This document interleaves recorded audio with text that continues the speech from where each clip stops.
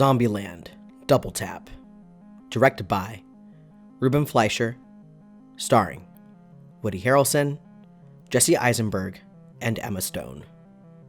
Columbus, Tallahassee, Wichita, and Little Rock move to the American heartland as they face off against evolved zombies, fellow survivors, and the growing pains of the snarky makeshift family.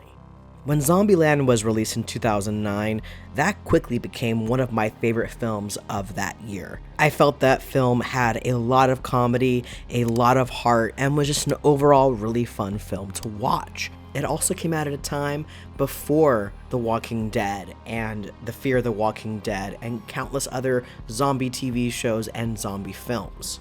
Before I went to go see Zombieland Double Tap, I made sure to watch the first Zombieland film, and it still holds up, and I was still gut laughing throughout the entire film. With Zombieland Double Tap, it has some of those moments that made the first Zombieland film so fantastic, but it's not consistent all the way through.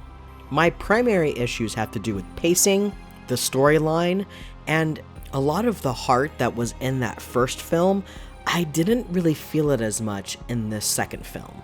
When it comes to the pacing, I do feel that when we're focused primarily on Little Rock and Berkeley, it does tend to slow down a bit more. It's not that the actors are bad, everyone in this film does a really good job.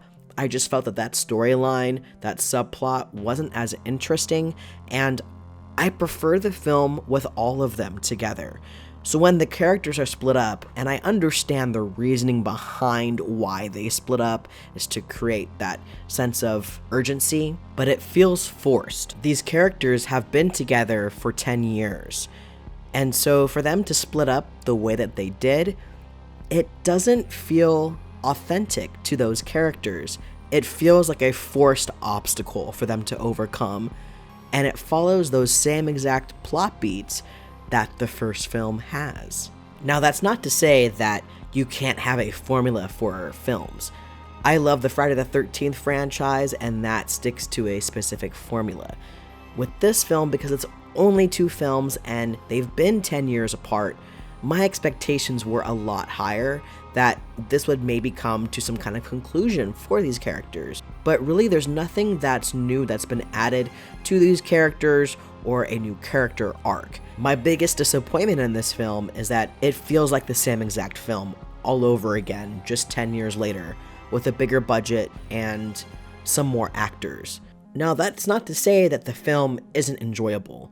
It's a lot of fun, and I had a good time watching the film.